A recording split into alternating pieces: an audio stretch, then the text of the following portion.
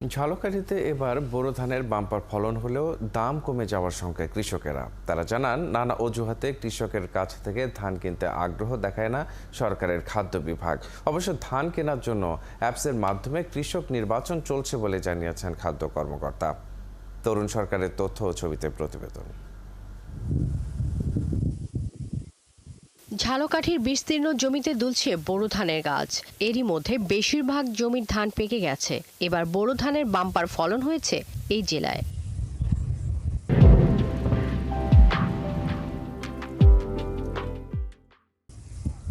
ক্ষেত থেকে ধান কাটা আর মাড়াইয়ের কাজ শেষে ঘরে নিয়ে যাচ্ছেন কৃষক কৃষানি। অনেক এলাকায় এই কাজে ব্যবহার হচ্ছে কম্বাইন্ড হারভেস্ট মেশিন।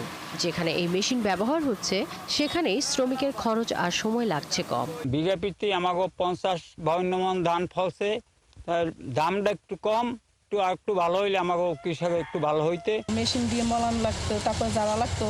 এখন আমরা অল্প টাকায় পাইতেছি, একটা মেশিন দিয়ে আমরা তাড়াতাড়ি ধান বাসায় নিয়ে যেতে পারতেছি। তবে কৃষকদের অভিযোগ, নানান অজুহাতে তাদের কাছ থেকে ধান কিনতে চান না খাদ্য বিভাগ।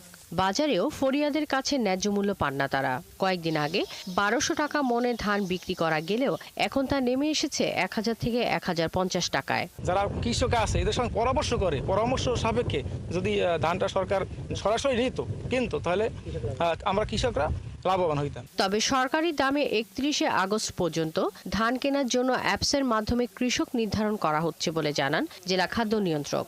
কৃষকের অ্যাপসের মাধ্যমে কৃষক নির্বাচিত করা হবে। কৃষকরা গুদামে ধান নিয়ে আসলে তাদের মান যাচাই করে মানসম্মত বিনির্দেশ মোতাবেক ধান সংগ্রহ করা হবে।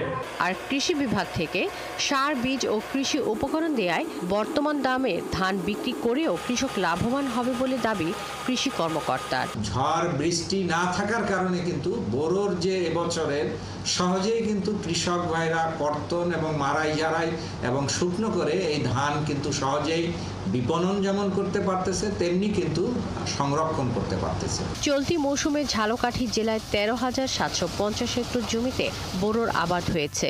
এই জমি থেকে 79,375 মেট্রিক টন ধান উৎপাদনের লক্ষ্যমাত্রা নির্ধারণ করেছে কৃষি বিভাগ। শাকিলা শম্পা, 71।